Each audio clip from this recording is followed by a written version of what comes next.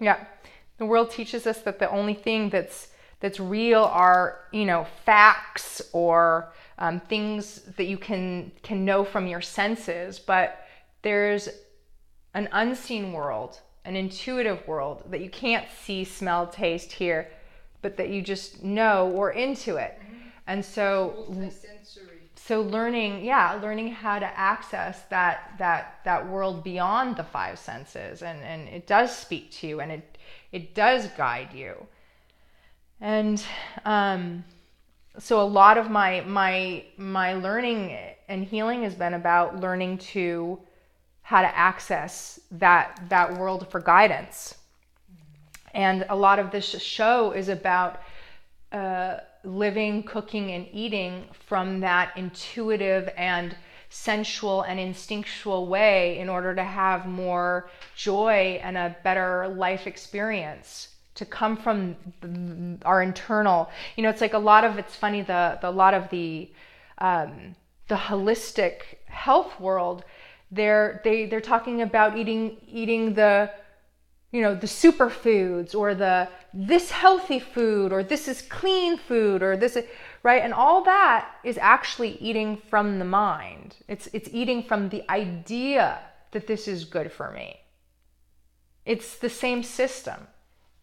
The only way to transcend that system is to actually really start to be curious how you feel when you eat something. How do I feel? And to begin to let your senses choose what foods you gravitate to. It's a very deep spiritual practice of learning how to listen what has energy for you, what you're pulled towards.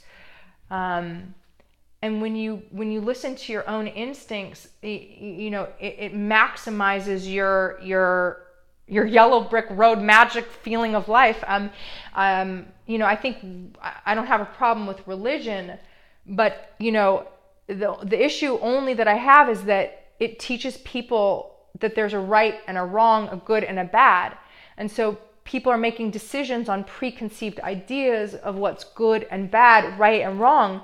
And what that can do is alienate them from their own internal guidance. So I just want to let everybody know that we all have this magnificent internal guidance, and to be the most powerful and alive in joy and connection that we can be, we have to be able to listen and hear that navigation system. And I'm trying to think of an example of sometime when I did something that I thought was bad because I'd learned it was bad, but then it ended up being the best thing I'd ever done. Nothing's coming to the top of my mind, but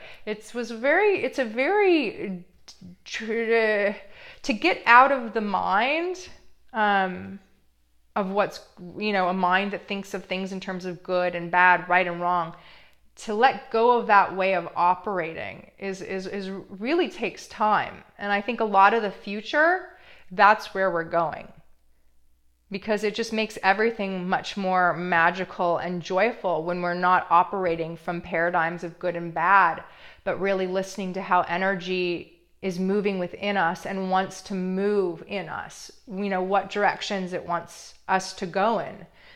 You might like this job because it logically, rationally, this, and this, and this, but something inside you may be saying, but I don't like it, and I want to do this, and I feel like doing more design.